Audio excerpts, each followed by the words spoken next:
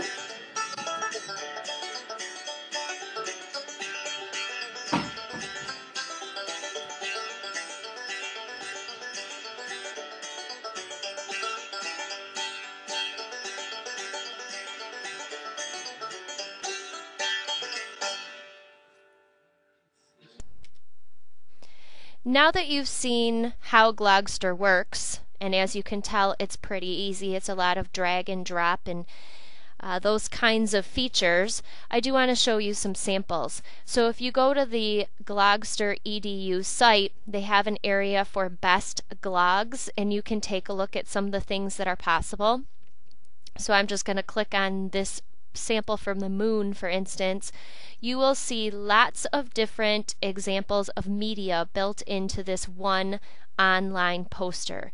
You've got links out to the internet, you've got links to Wordles or Tagxedo word clouds, you've got links to movies that are watchable right within this interface, and all kinds of other options here. So you may want to take a look at the best glogs to see what is out there.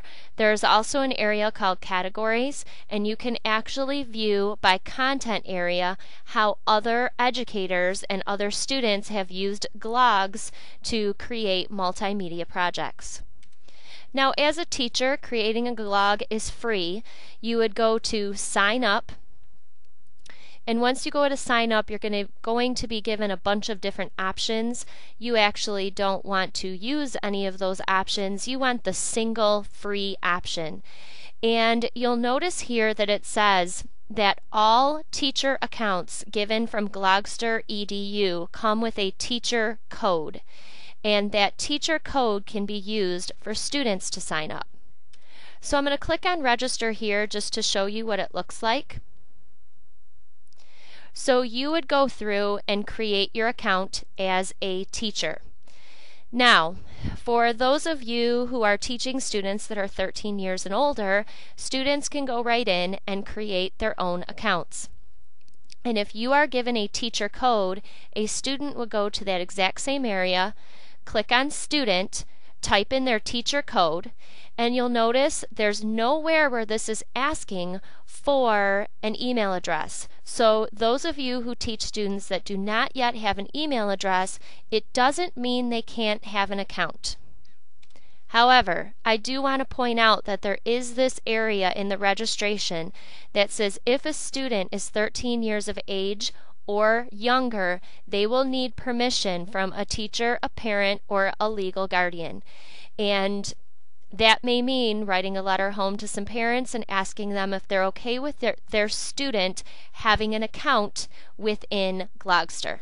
That being said, I do want to mention that if students create an account in Glogster EDU, they do not see any of the content from the regular Glogster site, so it is a protected environment.